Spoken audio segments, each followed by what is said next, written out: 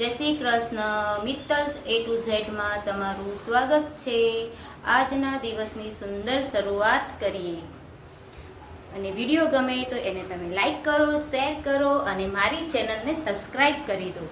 અને આજની દિવસની શરૂઆત કરી છે। જો મેં અહીંયા રસોઈ તો થઈ ગઈ છે, જો કે આજે મેં લેટ ચાલુ કર્યો છે વિડીયો શૂટ, અને શાક રોટલી એ બધું થઈ ગયું છે। અને અત્યારે તમે જોઈ શકો છો અમે મકાઈ અને બધું શાક ને બધું સુધારી દીધું છે, અને હું મકાઈનો ચેવડો બનાવી રહી છું। એની રેસીપી હું તમને આપીશ। અને દેખો અહીંયા તેલ લઈ લીધું છે, મેં ગરમ થવા મૂક્યું છે। તેલ ગરમ થઈ ગયું છે અને એમાં હવે આપણે ડુંગળી હચકચી શેકી દઈશું, વધારે નહીં થવા દઈએ।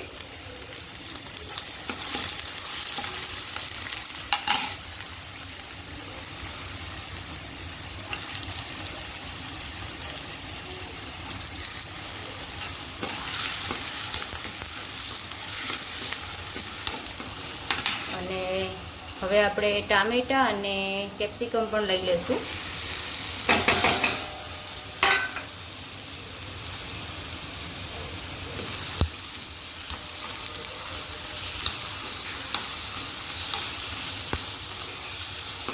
અહીંયા મકાઈ બાફી દીધી છે અને આવી રીતના દાણા મેં કાઢી દીધા છે।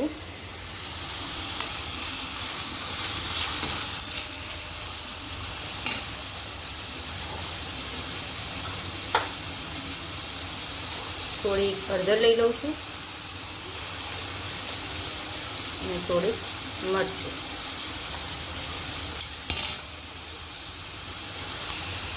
અને થોડું ધાણા જીરું,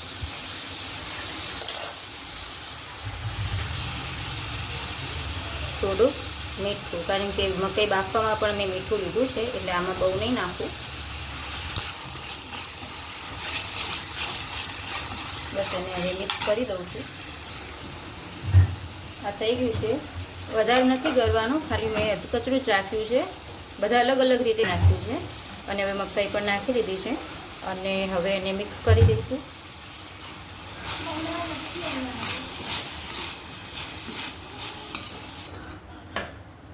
બસ આપણો ચેવડો તૈયાર।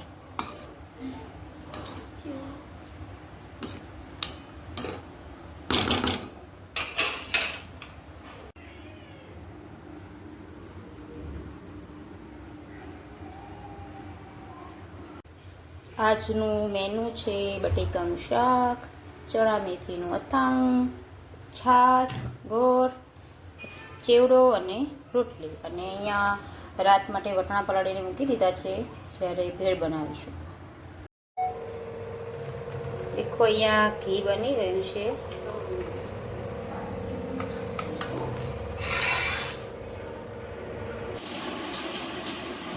રગડા ભેળની તૈયારી થઈ ગઈ છે અને જોઈ શકો છો આ છે વટાણા બટેકાનો રગડો, આ ડુંગળી ટામેટાં સમાર્યા છે, આ હળદરવાળા મમરા છે, ગ્રીન ચટણી, રેડ ચટણી અને સેવ।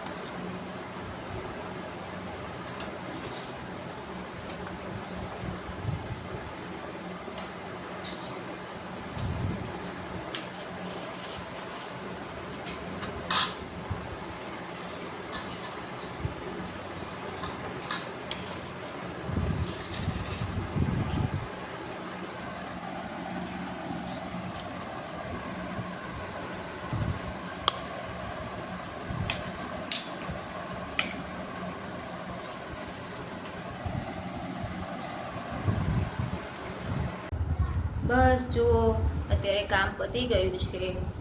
કહી શકો છો વાસણ પણ ઘસાઈ ગયા છે અને હવે સૂવાની તૈયારી કરી રહ્યા છીએ.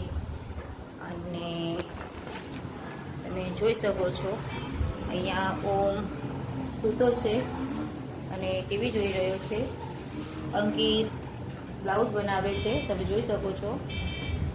અને બસ આજનો વ્લોગ અહીંયા જ વિરામ આપી. આજનો અમારો વ્લોગ ગમ્યો હોય તો એને લાઈક કરો, શેર કરો અને સબસ્ક્રાઈબ કરી દેજો. અને ફરી મળીશું કાલે નવા વ્લોગ સાથે. આવજો. જય શ્રી કૃષ્ણ.